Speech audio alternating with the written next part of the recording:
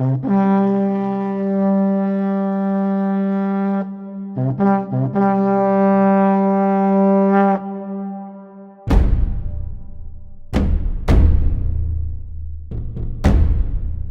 suis Hervé Carasso. Et je suis Agnès Muller. Exact. Là, on est sur Happy TV et aussi, s'il vous plaît, sur francebleu.fr. Audrey de la Terre, diététicienne nutritionniste et formatrice en diététique et nutrition. Je suis Philippe Montet. Et n'oubliez pas, chaque semaine, nous sommes ensemble sur Happy TV et sur France Bleu Héros.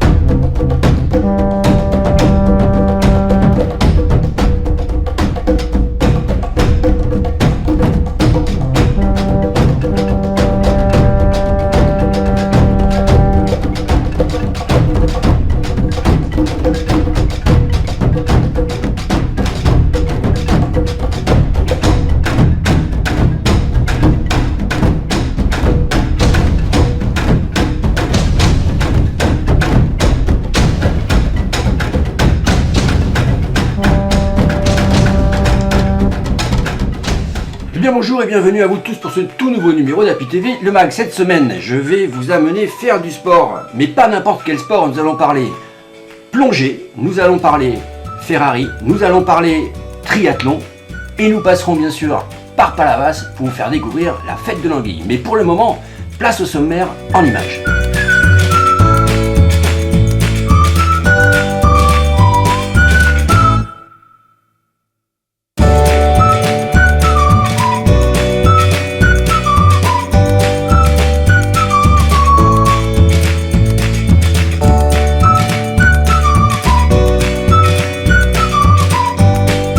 Vous amener maintenant faire de la plongée. Et oui, il y avait le nettoyage du port.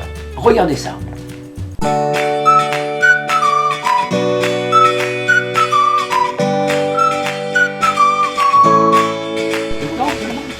Bon, Sébastien, vous partez tous en binôme. Hein. Donc je vais prendre un de tes plongeurs pour mettre avec un de mes gars. D'accord. Jackie,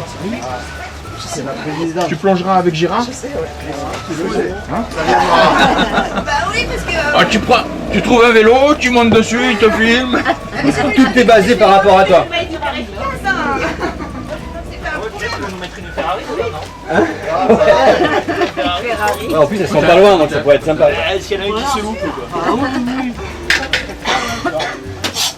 Le petit sac servira à mettre les canettes de bière et ce que vous pouvez éventuellement trouver au fond. Le reste, c'est des flotteurs, c'est des balises que vous allez accrocher à ce que vous allez trouver. Alors, il y a des mobylettes, il y a des vélos, il y aura peut-être une Ferrari. Ah oui, Voilà. Donc, vous attachez ça à l'objet que vous allez découvrir au fond et vous le laissez. Et à 1h cet après-midi, on retourne sur les lieux et on remonte tout. Ah oui, une sensation, avant de plonger.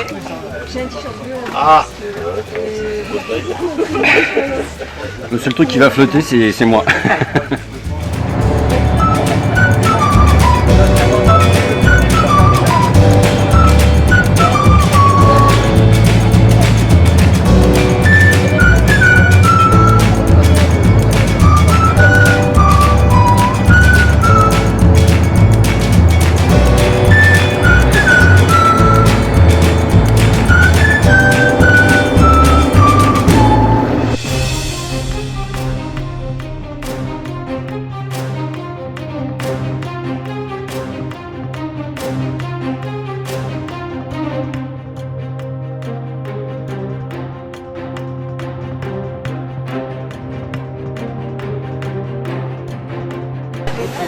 Bon, je sais que j'ai complètement l'air ridicule. Comme ça ne tue pas. Alors là, on te repère là. Et pourquoi la tenue blanche là? Il y a une... Pour protéger les combinaisons. Faut que je le retrouve sous l'eau. Là, si je le perds, c'est que je suis vraiment mauvais. C'est dans 2-3 jours, quand ils viendront me chercher, ce sera plus facile à trouver. C'est les sprays, ça, on dit.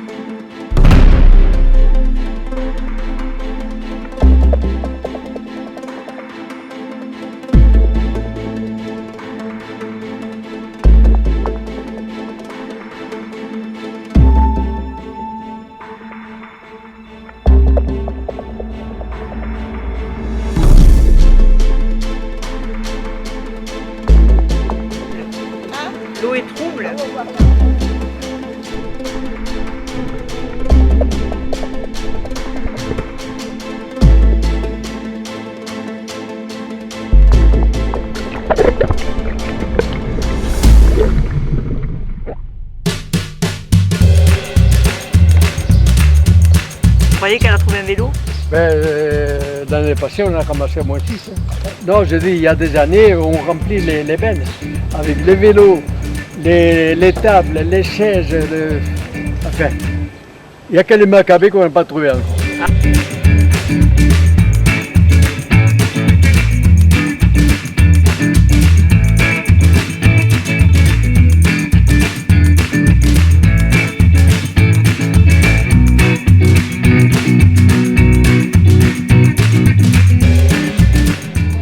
Qu'est-ce que c'était là-bas, là où tu as mis la balise? Une grosse plaque en cuivre. Je sais pas trop, mais une plaque assez lourde. Je sais pas trop ce que ça a donné, mais j'ai essayé de l'accrocher.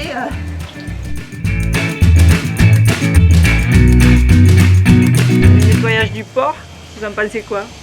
Je pense que c'est nécessaire. Ouais. Surtout si on retire des vélos, des chaises, des poubelles comme la rue. Donc vous appréciez? Bien sûr. Vous appréciez l'initiative?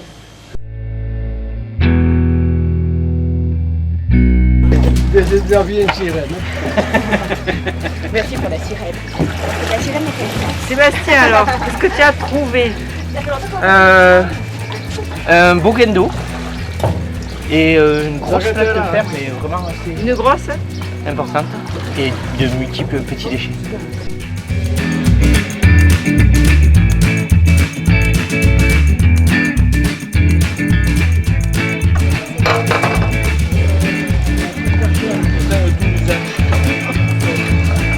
Je crois que c'était un camp, moi.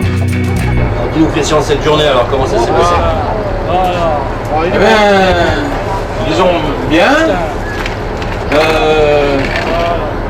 avec quand même une bonne nouvelle, c'est que nous avons de moins en moins de déchets dans le port, grâce à cette opération que nous menons depuis maintenant une bonne quinzaine d'années, et que d'année en année, on récupère de moins en moins de choses. Bon, à part des vélos, ça c'est une chose habituelle.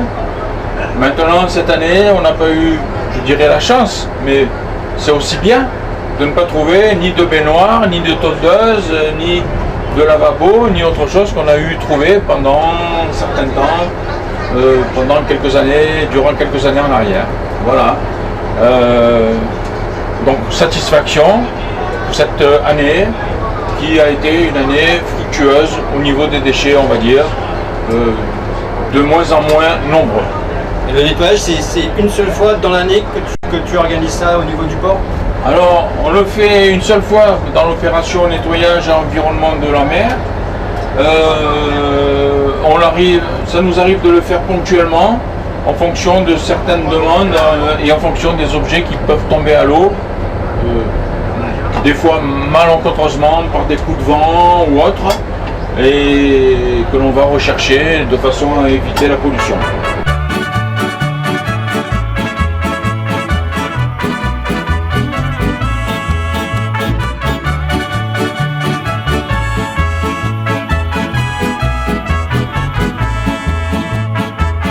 Chaque année, les Ferrari se réunissent, et là c'était le 13e meeting. On regarde tout ça en images.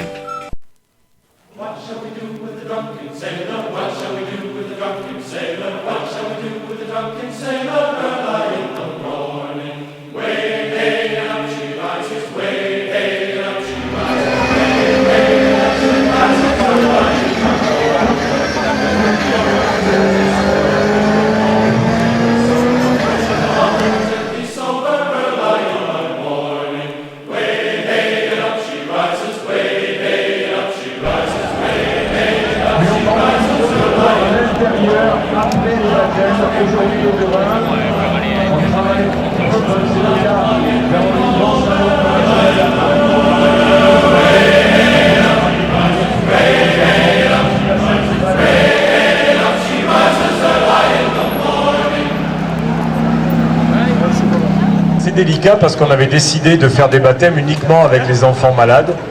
Et puis on attendait, pas d'enfants, jamais.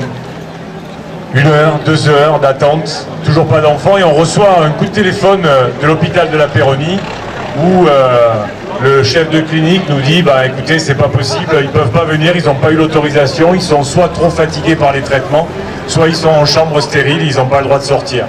Donc la deuxième année, on a changé un petit peu, on s'est dit on va l'ouvrir uniquement aux enfants, mais aux enfants cette fois-ci en bonne santé. Ça a très très bien fonctionné, mais comme nous sommes aussi des grands enfants, les adultes nous disaient mais ouais, mon fils ok, mais moi j'ai envie d'y monter, etc. etc. Et c'est pour ça qu'aujourd'hui, eh bien, les baptêmes sont ouverts à tout le monde. L'an dernier, imaginez, et là c'est extraordinaire, et je parle en connaissance de cause, on a fait 500 baptêmes, 500. C'est incroyable.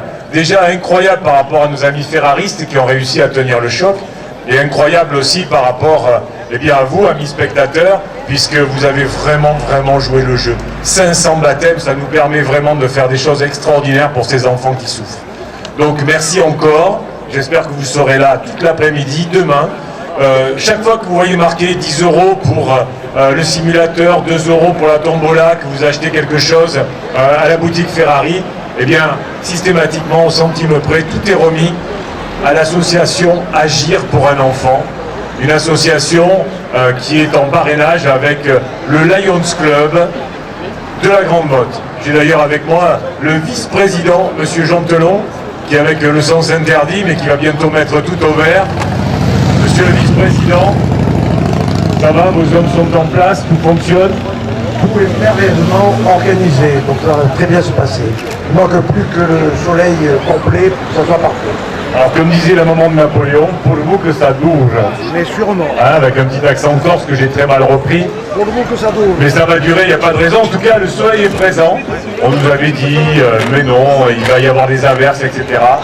Ça va, personne n'a chanté dans l'équipe. Résultat, le soleil est à peu près là. Et finalement, on aura moins chaud.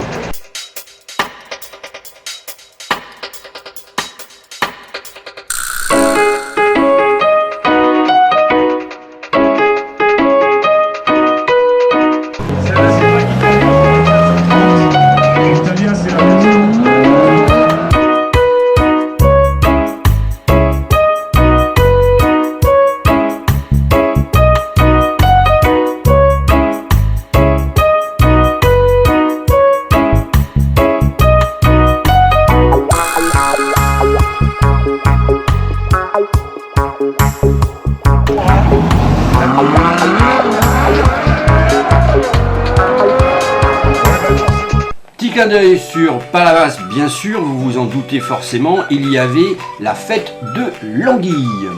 Philippe, bonjour. Alors, vous organisez aujourd'hui la deuxième journée de la deuxième fête de l'anguille à Palavas.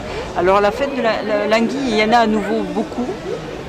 Il y en a toujours eu en fait. Oui. Contrairement à ce que croient les gens. Et c'est que ça se consommait moins. C'est qu'on travaille avec un marieur qui les exporte beaucoup dans les pays étrangers. Donc les gens ont l'impression qu'il n'y a pas d'anguille ici.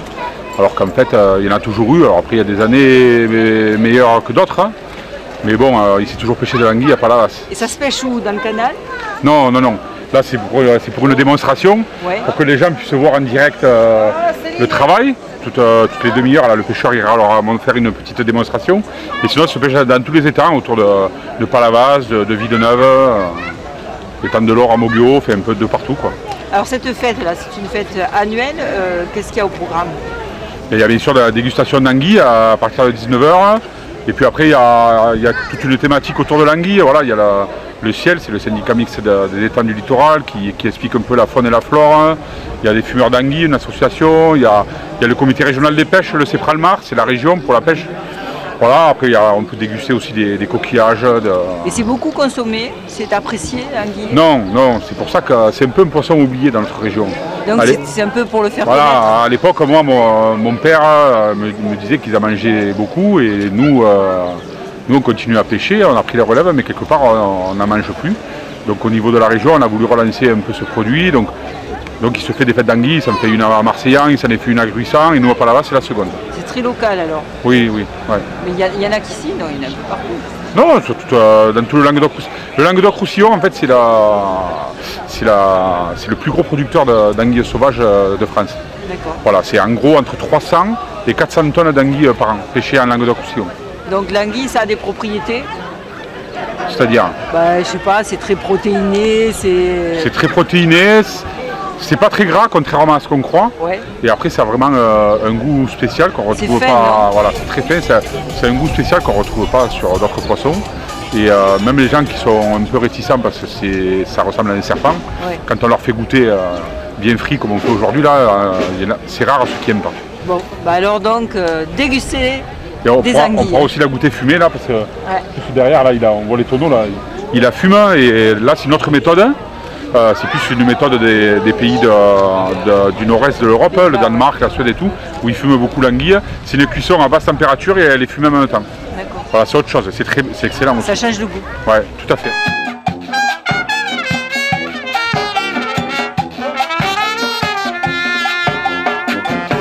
Partons maintenant à la rencontre de Carole Viala. C'est une organisatrice qui a organisé le Fit Day M-Gen. Et oui, du triathlon, un mélange entre adultes et enfants, plein d'ateliers. On regarde tout ça en images.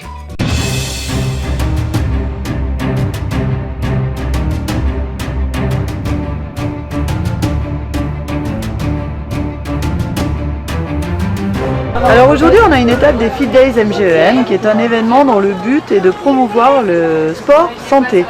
Essayer de donner l'envie aux enfants de 5 à 12 ans mais aussi à leurs parents de se mettre à l'activité physique et sportive. Et donc l'atelier phare est un triathlon. Donc les enfants de 5 à 12 ans font leur premier triathlon avec 20 mètres de natation, 1 km de VTT et 250 mètres de course à pied. On installe une piscine tous les jours, 40 étapes en France entre le 12 mai et le 12 juillet. Et tous les jours, c'est presque 500 petits qui découvrent cette discipline avec nous. D'accord. Et le dernier? Poire, vous êtes d'accord? Oui. Mon abricot, ma poire, elle est douce ma poire ou pas? Non. Elle est rugueuse. Rugueuse? Rugueuse. Regarde. Non, elle est pas rugueuse. Elle est douce quand même, d'accord.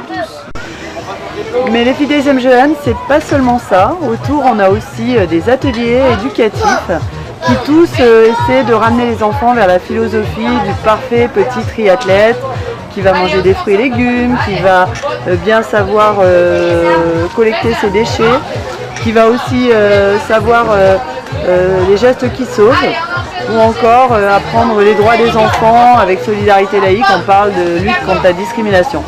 En fait, c'est un peu un village pour aider les enfants à être de meilleurs citoyens, à mieux préparer demain. Voilà, donc c'est ça l'objectif des Fit Days MGEN pendant 35 étapes.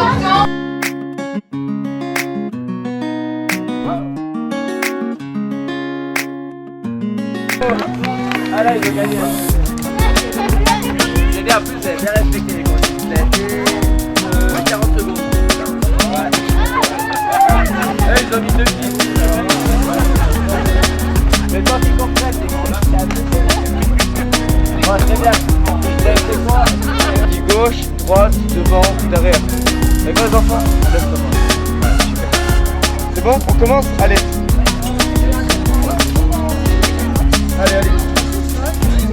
4e édition, aujourd'hui à Frontignan, on est sur la 16e étape.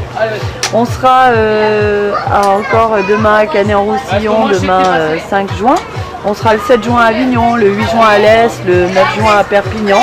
Et comme ça dans toute la France avant de revenir à Montpellier, puisque le 12 juillet ce sera les finales des Fit Days MGEN sur les bords du Lez. Et là on aura du triathlon pour les grands cette fois-ci et aussi les finales nationales enfants, puisqu'à chaque étape on sélectionne des petits qui vont dans les finales régionales et ensuite la grande finale nationale où on les invite avec leurs parents. Et tout ça c'est le 12 juillet à Montpellier. Les lampes et quoi si tu tombes en panne, si tu crèves? Et le route de secours. Non. Ouais, peut-être, oui. Quelques outils. Voilà. Et ce qu'on appelle une poche pour pouvoir réparer. C'est bon? Alors attendez, on n'a plus de questions? Mais non, j'ai répondu à tout. Qu'est-ce qu'il faut mettre? Hein? Elles sont bien, sur le vélo. Et le casque, ils l'ont dit. Ah ouais, le casque. Hein? Bon les enfants, alors on va vous faire un petit parcours. Allez, tourne, voilà, va derrière. Derrière les faux jaunes, voilà, très bien. Allez, sous la barre, là, on va faire sur la tête. Sur la tête. Et hop, stop.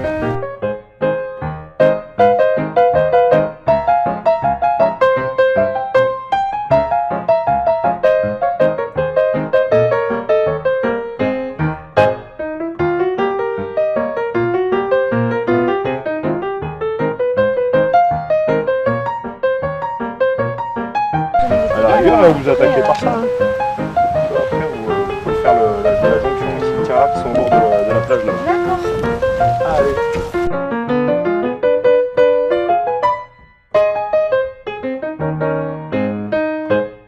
Vous faites quoi sur vos ordi? Vous êtes relié à... On travaille parce qu'il y a 40 étapes et qu'il faut préparer l'étape de demain. Ah d'accord. Et là vous démontez tout? On démonte tout, on repart et on remonte tout demain matin. Tous les jours pendant 40 étapes en France en 60 jours. C'est un peu de taf. C'est un petit peu de taf notre aventure. Mais bon.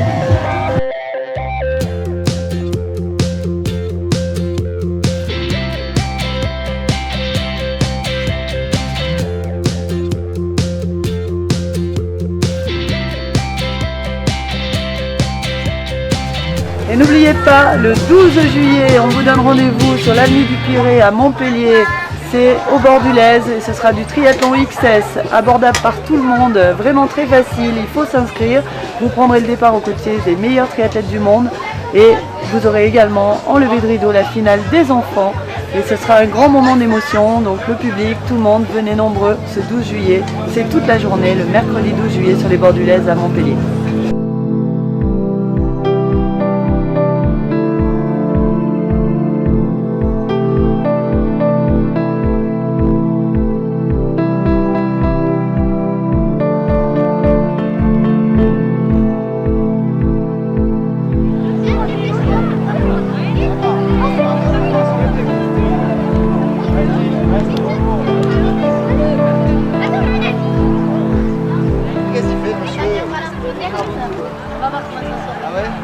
Continue.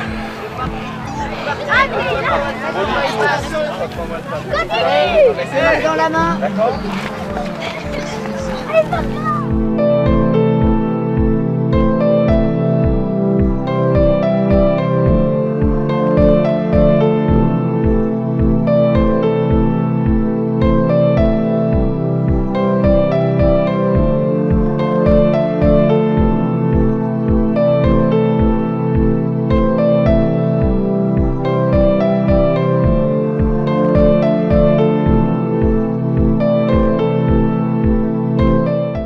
Voilà, c'est fini pour Happy TV, le mag de cette semaine. Rendez-vous bien sûr la semaine prochaine pour de nouvelles aventures. Et n'oubliez pas, restez curieux. Ciao, ciao.